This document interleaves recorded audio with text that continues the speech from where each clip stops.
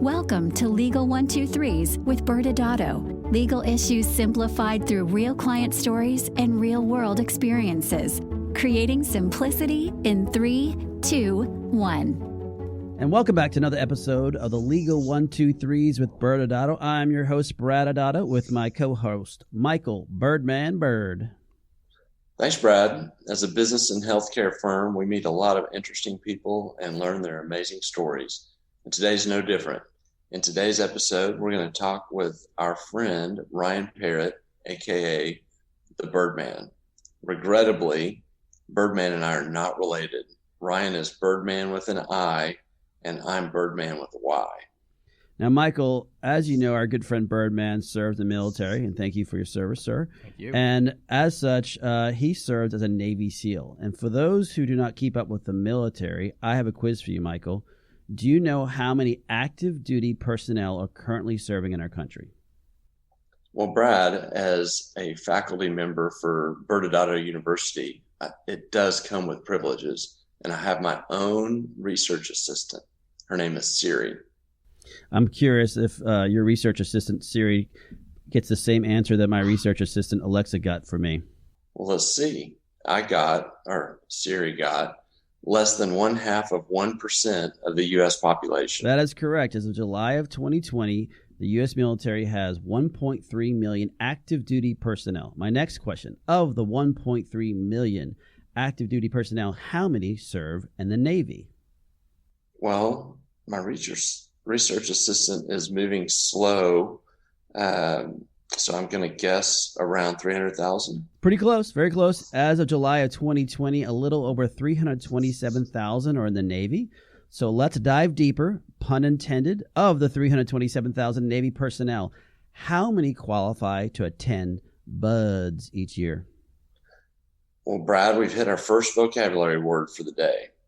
For our audience that does not follow the military jargon, Navy SEALs must attend and graduate from a 24-week A school known as Basic Underwater Demolition, SEAL, BUDS. And the second vocabulary word is, for those who don't know what SEAL stands for, I think all of us have heard of the word Navy SEAL.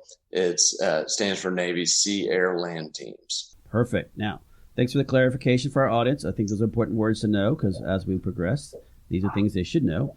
Of the 327,000 Navy personnel, how many qualify to attend BUDS each year? Well, my research assistant coincidentally is cooperating now that my internet's working better. So the answer is 1,000. Correct. And I assume Siri helped with that. So because that she helped, of the 1,000, only 1 in 4 will actually graduate to call themselves SEALs, making the SEALs an exclusive special operations group with little over 1,300 active military members. So final question to you, Michael. How many SEALs have been on our podcast to date? Well, so, Brad, I'm not going to count you, even though you try to claim that you're a SEAL. Never. And if we don't count Ryan, who's with us today, the answer is 0. That is correct. Let me introduce Ryan a little more formally, and let's get him on so we can hear his story. So Ryan's is a friend of ours. He's a client. Ryan is originally from Detroit, Michigan. He lives in Dallas now. He served 8 years as a U.S. Navy SEAL. He was with SEAL Team 7. He's the founder of 2 nonprofits, Sons of the Flag and Bird's Eye View Project. And ByrdAdatto has been connected and helped with both of those nonprofits. They're awesome organizations, and we'll hear a little bit more about those from Ryan himself. Ryan and his wife Lotta have 2 incredibly active boys, and when he's not running after his boys, he's and managing his 2 nonprofits. In his free time, he likes to base jump and skydive, and he's even convinced Brad to jump out of an airplane. Ryan, welcome. Thank you for having me. Well, Ryan, we're very excited again to have you here today. And, you know, I've had the pleasure, and Michael have had the pleasure of hearing your journey over the years. And it's a very powerful story, and we'd love for you to share with our audience what made you want to join the military. Absolutely. You know, it started for me in I guess I always say it started for me in high school. That's really where my life would change, but it started way back before that. I grew up in Detroit, and parents were divorced by 5 years old. And they were the great parents. They continued to parent me and together. They just did not work themselves. And so I'm very blessed in that respect, where I do come from what you call a broken home. However, both of my parents still worked their butts off to make sure that I had what I needed and was provided for.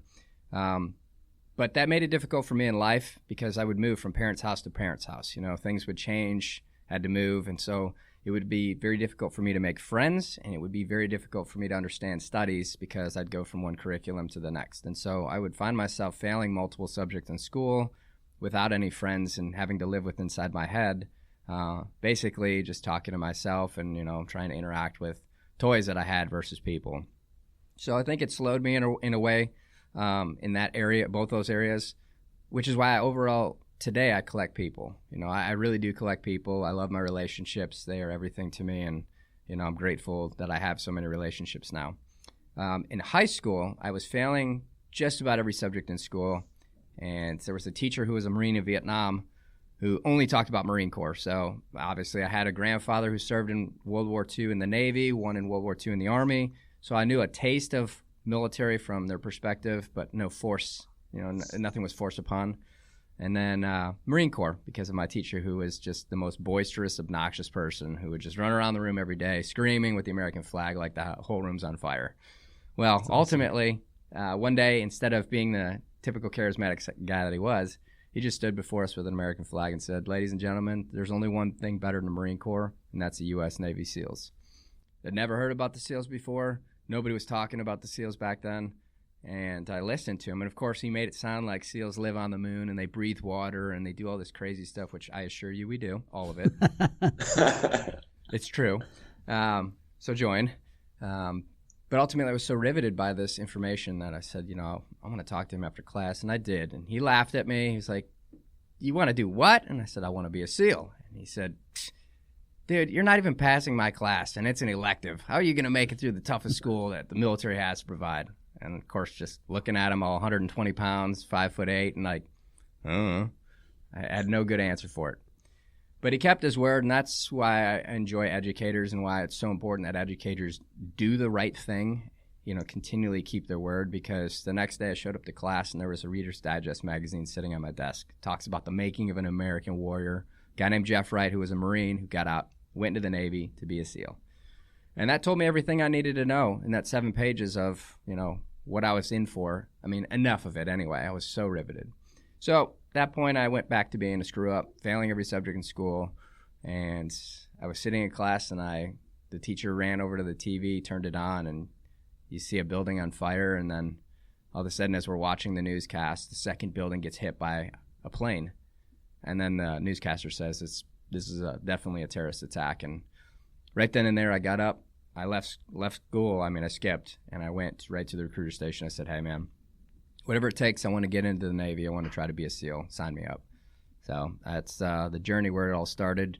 It would take me a couple months to actually enlist because I was too young, and then I would have to fulfill my obligations to graduate in order to become a Navy sailor. But I got my dream of joining the Navy and then being selected for U.S. Navy SEAL training in 2002. It's amazing, and all of us that were kind of old enough at when 9/11 hit can relate. We all remember exactly where we were and kind of the emotions that came up that day. In fact, Brad, I feel like you were even looking at seeing if there was a way to join, and you were too old at that point, weren't you? Well, it was that, and I just bought a house and married, and I sat down, and my family were in the military, and I sat back and spent about a week or two thinking about trying to figure out how to enlist. I was a practicing lawyer at the time, so I didn't know what that meant. But it was, right, wrong, or indifferent, I didn't do it. But it was this. I had the same reaction I think Ryan had. I think a lot of people had, which was, this ain't right, and what can I do to help? That's the most fascinating thing is that, when I showed up to the recruiter station, I wasn't the only one there. And that just gives you a real taste of what America and the pride we have is, that there are so many people that, I'm sure every recruiting station in the country was as full as the one I went to. So that makes me super proud to live in this country and know that we have people that are willing to do that. It's amazing. Well, so we gave a bunch of statistics at the beginning that our quote research assistants helped us find, but you lived it. I mean, talk about the process of going from being in the Navy to becoming a Navy SEAL, and is it as grueling as it is made out to be when we read stories about it? No, see, what most people don't understand is that there's an online class, so you can actually sign up and you can actually just type. You get a little carpal tunnel doing it, but you get your grad certificate, print it out, put it on the wall. It's great. It's a game changer, and it's definitely an eye opener. When I showed up, the story I usually tell is, you get a taste of it by reading books, and you can kind of grasp it. Now, today, there's so much content out on it that you really feel like you're already a part of it before you show up. So all I knew is that was in San Diego on Coronado Island, and I'd seen some of the pictures of old school training. So I started to get myself into the mindset as we're traveling over the Coronado Bridge. It was Wednesday night. It was dark. There was just lights on the bridge. You see the murky, dark ocean in the bay, the water, and you're like, wow, that's stuff we're going to go in. And we're cruising over the bridge, and then we drive around to the Silver Strand, and then sure enough, there's the Bud's compound or the SEAL compound, and it's nothing to look at because it's a training group. It's a training compound. It is not something for dog and pony shows or, the public to go enjoy the fanfare. It is purely for operational, work. So we get on. It's dark. You don't see everything. We cruise around over to the headquarters, or the quarterdeck, they call it. And then we walk through the quarterdeck, and then there's 3 pictures on the wall, and it was over 3 Medal of Honor recipients at the time. And so we're looking at those, and they're like, wow, that's something to show. Like, there's warriors. Holy cow. Okay. And we move through that onto the grinder. And when you get onto the grinder, you initially can smell the ocean. You can hear it roar. You can feel the chill in the air. You're already cold and you're dry. And then all of a sudden you smell these guys before you see them. And they come running right past you, one after the other. And they have this 1,000-yard stare. And we get word that it's Hell Week. And so this class that's going through is in Wednesday night of Hell Week, the hump day at the night portion of Hell Week, which is the worst time of Hell Week, is every night. But now they're at Wednesday. So I don't know what they've seen. I've never been through anything they've been through. They're sandy. They're soaking wet. They're freezing. They're shivering. They've got blood because the sand has rubbed their skin raw. I mean, they're fatigued. They're physically, mentally, spiritually. They are fatigued. What have they gone through? And so I'm standing there, and I'm shaking, and I'm dry.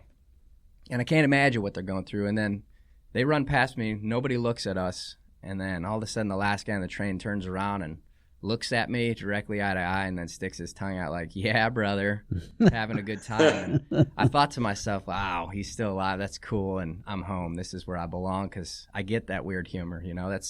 You find humor in chaos, and that's what makes you persevere. So from that point on, we classed up. We started our training. We did a 5-week indoctrination course, which is to get you physically prepped to start day 1 of SEAL training. So you can get wet, but you don't get sandy. You go through the rigmaroles of doing swims and runs and O courses and just getting yourself into the rigmarole of the day-to-day, because it's not the evolution that kills you. It's the day-to-day, the grind, the constant grind of evolution back to evolution, just back to back to back every day, starting at 4 a.m., 4:30 a.m., going till 7, 8 o'clock at night every single day, constantly straining your body. And if you've done a workout before, go do biceps today and then hammer those biceps, and then tomorrow go do biceps again, and then next day go do biceps again, and tell me what it feels like at the end of the week. And that's exactly what SEAL training is. So you step away from the physical side because it will destroy anybody. If you took Lance Armstrong and put him into SEAL training, it would crush him. It crushes everybody. It's designed to do that. So then you have to tap into your gas tank, into the brain. And then you got to start living within your head and start playing games with yourself to say, okay, I just got to get through this evolution. So I got to make it 100 feet to that point right there, or we just got to knock this evolution out. That's what I'm focused on right now, and just biting off little pieces at a time instead of thinking about the end result, because that's what makes guys go away too quickly. So you start up day 1, and once you start after the 5-week indoctrination, day 1 it's fun, because you're fully immersed in it. You're actually in SEAL training. You're getting your butt kicked. Don't get me wrong. It sucks. You're just hammering down on yourself. But there's so much adrenaline, and you've worked so hard to get there, and everything's aligned for you to be there. So the first day you give it hell, right? You just give it everything you got. And at the end of the day, you're like, whoa, that was super cool. Hey, I made it through my first day of SEAL training. I'm a rock star, right? Little do you know, you've got years to go before you actually become a SEAL. And so, but that's the thing. It's those little moments that you have to, just hold true to, really embrace, that will help you get through and enjoying that. And that's what we say to everybody, right? Whether it's work or it's religion or it's life, it's family. Enjoy those little moments. Those are truly what become the big moments in your life when you reflect. So those are important. And that's amazing. It makes me actually lean towards the online version you mentioned at the beginning. Well, the first tool to do that is you have to go enlist with a recruiter. So I'll send you there and you can start. Okay. Yeah. So, I know this next part, this is a big part of your story is in 2005 when you were deployed in Iraq. Talk to us about what happened and, how it changed your life. Certainly. Well, following up, so SEAL training is 6 months, followed by another 6 months called SQT, or SEAL Qualification Training. And then you do a few other things before you actually get to your SEAL team. Once you're on the team, then you have another 18 months of workup before you actually see war. So it's quite a bit of training just to make you a good operator. And we're grateful that for our taxpayer dollars to be able to do that because it does make us an exceptional fighters. Once you join your SEAL team, you have an 18-month workup, and you're just learning everything about what it's like to be a team guy, but you're a new guy. So ultimately, I would go through the process that every SEAL in my platoon went through, so I would be qualified to deploy to war, but you still have to earn the respect of the brotherhood in order to actually deploy and do your job. When you get overseas on your first deployment, there's inherently some arrogance in each guy. And I think it's for two reasons. Now, I'm speaking clearly from my own perspective, but the two reasons, I think one is you have to be arrogant internally to do what we do, because you're going up against enemies they're superior enemies within the terrorist networks. We're going after top value targets, and that's going to be a dangerous mission. There's potentially going to be a lot of bad guys around with guns ready to go. And so you have to mentally say, nothing's going to defeat me. I am awesome. I'm gonna go in there and I'm gonna do everything, and we're gonna make it. So there's arrogance there just to do the job because it's lethal. The other part of it is there's an arrogance because you are now on a SEAL team and you're getting ready to deploy to go fight. You're elite, and so you have this inherent arrogance. It's like when you become good at anything, do you immediately check yourself and say, okay, I know I'm getting good at this, so maybe revert to the basics again, or do I just enjoy the fact that I'm getting good at it and then start to utilize that in a bad manner? And I think for me, I did. I ended up really believing that I was something special. And, I think that, you just have to humble yourself. So you get overseas, we're operating. As a new guy, you don't do a whole lot. You're basically keeping your mouth shut. You're just trying not to mess up and do the job to the best of your ability and watch the guys that have done this already 1,000 times over. Study, analyze, and become like them. Just mimic them. It was 3 months into deployment. We were coming back from an operation on Route Michigan, which I think that's a funny joke in itself, right? I'm from Michigan. We're driving down Route Michigan. It's the most dangerous road in Iraq. And about 3 kilometers, so we call it 3 clicks, south of our base, we hit a roadside bomb. And it was the scariest, most violent thing that I have ever felt in my life. It's hard to describe because it's so much emotion and so much that happens within a split second.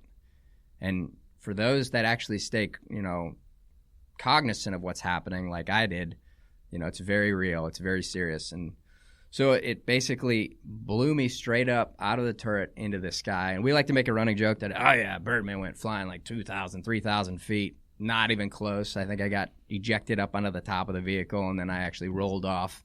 I would sustain burns to my face and hands.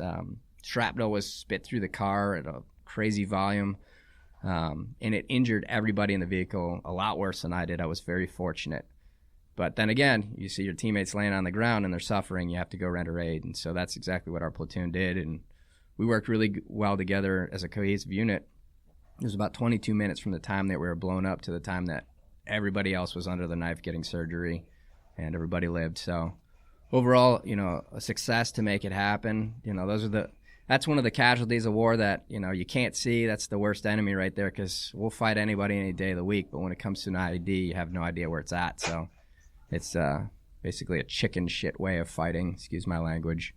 But anyway, we'll do it because it's all about keeping America safe. So, that's how I get the nickname, because you never get a nickname for being a stud unless you are absolutely a stud, and I am no stud. So I got Birdman because I went flying. So I'm going to pivot here a little bit. So you went flying, and that's hence the Birdman. But, what made you then, after serving, start a nonprofit? Never thought I would. Never, ever thought about it. In fact, I used to go to the Navy SEAL Foundation when they started their organization out. And, you donate a little bit here and there and didn't require anything in return. We didn't want auction items or that. It's just like, I'm going to give a little bit of money back because I know that some guys need it, their families need it. And just that was the extent of my understanding of nonprofit.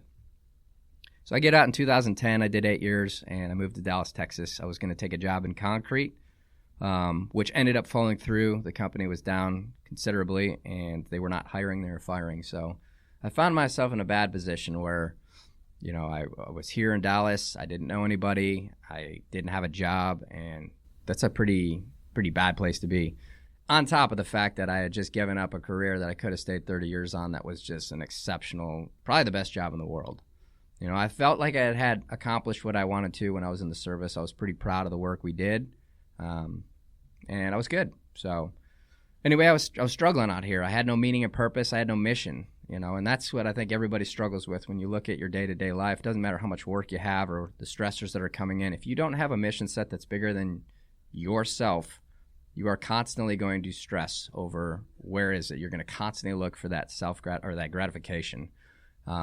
And the easiest way to do that is to plug in with something that is grander than yourself, an organization, a charity. And I always say this to people: if you're not involved with any organization, any type of organization, like, get involved in one of them. There are so many out there, and we have to do our part as Americans to support people with diseases, people with ailments, people with injuries. We all have to do our part. It's not just to be an American to sit here on this land and take from it. We have to give back to it. And so find an organization that relates to you out there in this country and join it as a volunteer at a minimum and help them once a year. Help them build their mission to be a bigger success so they can treat more people. Totally agree. So honestly had no clue. And I was sitting in a boardroom with a bunch of veterans, and we were joking about who's the best. And naturally, I would sit there and be quiet because I already knew the answer to that. Thank you very much. And there was one particular guy who was an Army Ranger. He was a West Point graduate. He was on his first deployment to Afghanistan, and same story. He had an IED, and his IED was a lot worse than ours. His went full detonation. It killed one of his best friends, and from that point on, he was severely injured. He had disfigurement. He was burned first and second and third degree over a lot of his body, to include his face and his hands. And I've never seen an injury like that. You see gunshot wounds, you see blast wounds, you see amputation, but burns, when you get burned initially, it doesn't look so severe. It might be purple, it might be black, but it doesn't look like what it's going to look like in the future. And then usually if you get injured, you go to a hospital. We don't see you for a long period of time, so we just get back into the fight. We rarely see you again. So it was an interesting eye-opener for me to look at that and say, well, if that happened to me, how would I deal with that? How would I deal with the fact that I looked in the mirror every day and I can't understand who I'm looking at? And I couldn't come up with an answer. So I literally went home that night, grabbed a bottle of Jack Daniels, sat at the computer, and just studied all night long. And at the end of the day, I came up short. I couldn't give him anything. There was no GoFundMe sites back then. There was nothing public knowledge to give them to say, hey, maybe we could go raise some money for you and help you get through this program. So I called him the next day and I said, hey, dude, I couldn't find anything. So if I were to start something on your behalf, would you join me? And he said, brother, I'd be honored. And that's how Sons of the Flag was born. And so, and maybe give 2 more seconds or so on what is Sons of the Flag's mission. Absolutely. Well, I could say it or you could say it because you probably know just as much as I do. They want to hear from you, Ryan. They don't want to hear from some attorney. That's not true. I want to tell you about this attorney. He's a ninja. True story. 6'2", 240 pounds, sheer muscle. So there I was.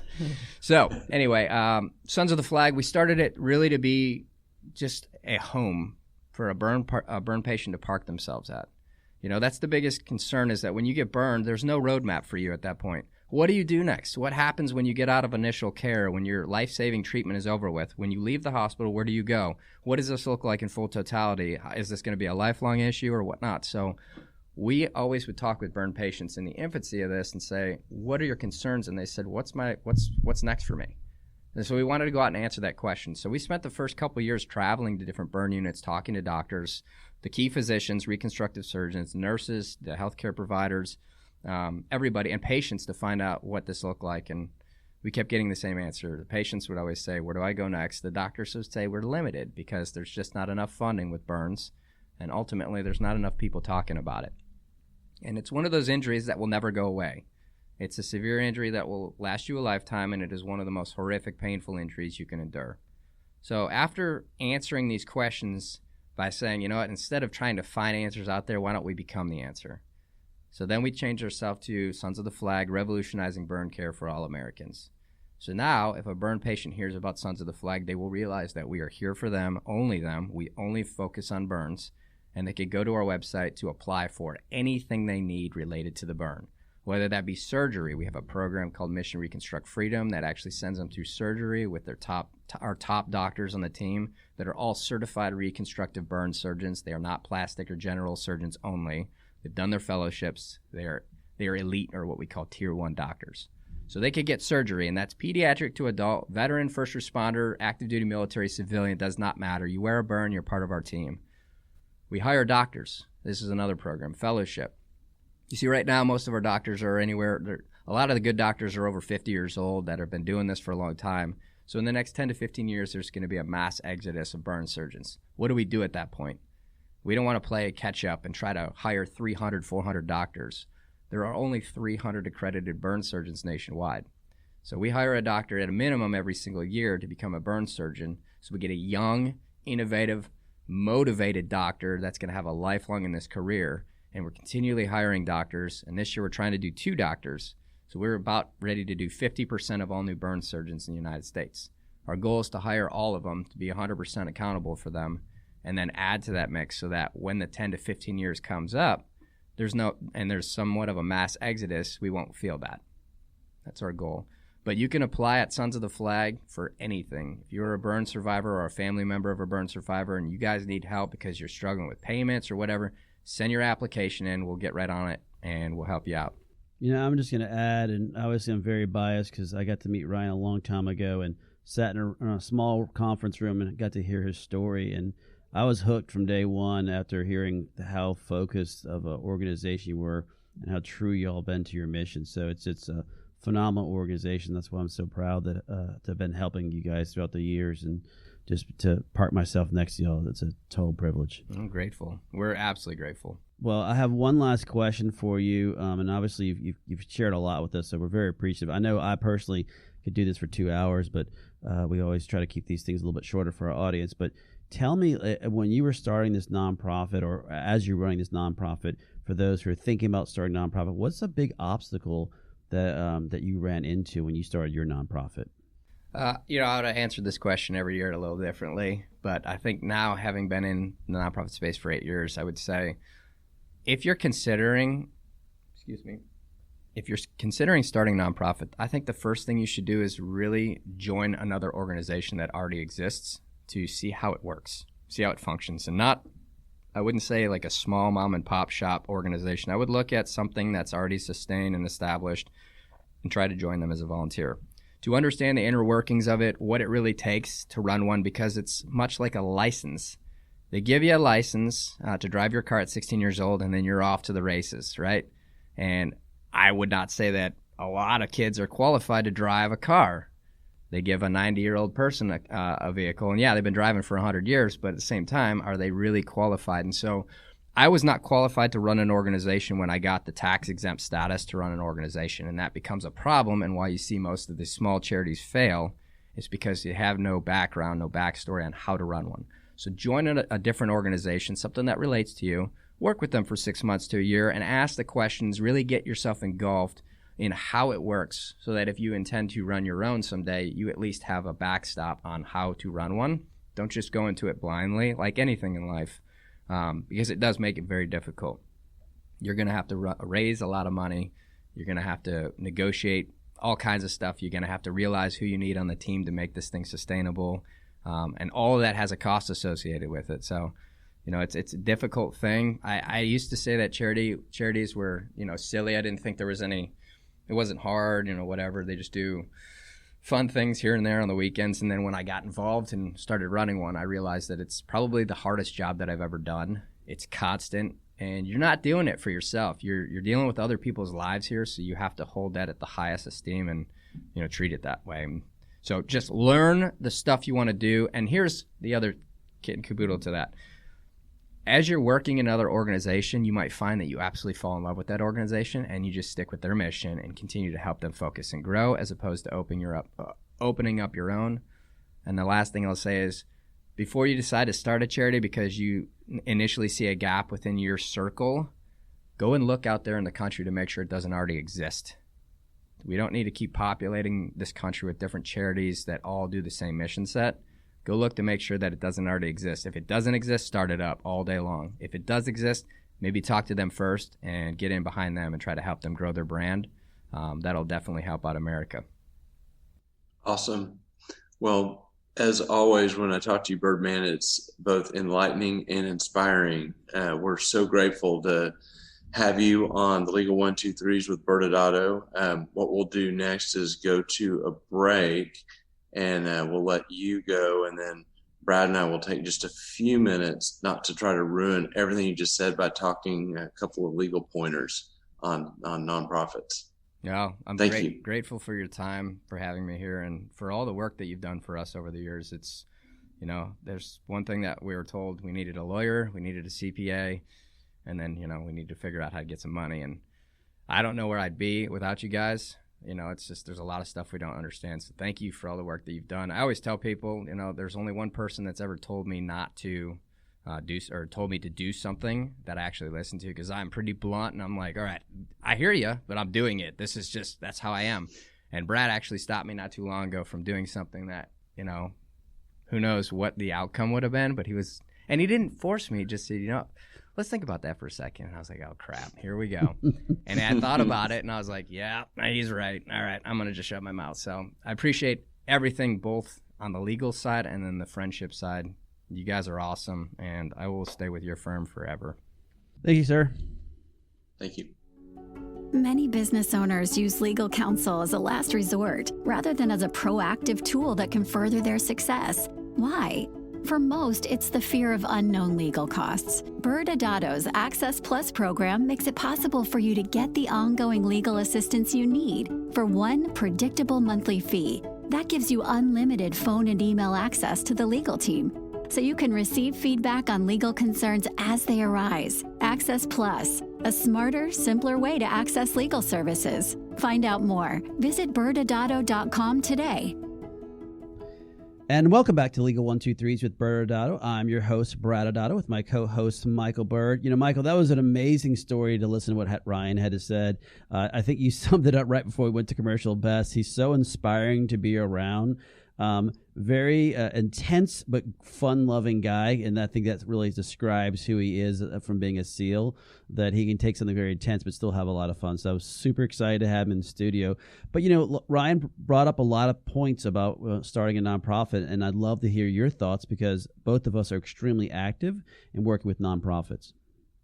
Yeah, and it's such a good reminder of how important, being reminded that there's something bigger than what we do on a day-to-day basis out there. And I know that's been, part of our, inspiration for working with nonprofits. And the less inspiring side of that is that a nonprofit is very much like a normal business. That's why lawyers have a role in it. That's why we get asked to help. And so just a few kind of thoughts, pearls of wisdom for those out there who are in a nonprofit, on a board of a nonprofit, or even thinking about doing one, is just that there is a, governance, for, using the formal word, but basically informally, meaning that there's rules that you have to follow that make a huge difference on preserving your tax exempt status,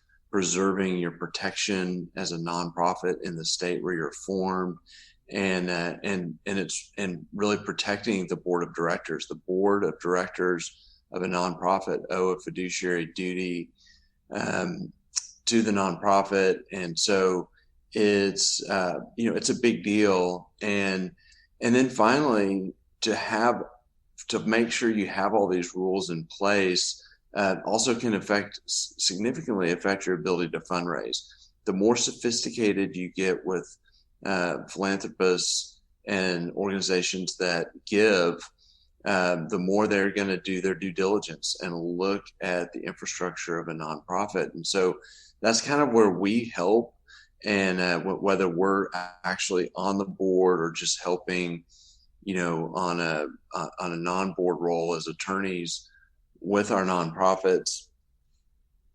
I know personally I'm on a board for an organization I've been involved with for many years, and we went through that challenge of how do we go from a family founded nonprofit that was a small group of people that really got its legs and had some serious donors and serious mission work to create the governance formality. And it was a transition to create the bylaws, create the processes, but so important, though not as interesting and exciting as the actual mission work itself. It's still such an important part of making sure you have things set up correctly. Yeah, and I agree. What I love about Ryan's story is he talks about how intentional he was about what he wanted to do and how he went through that process and educating himself. But, you can have a great intention, but execution is actually very important.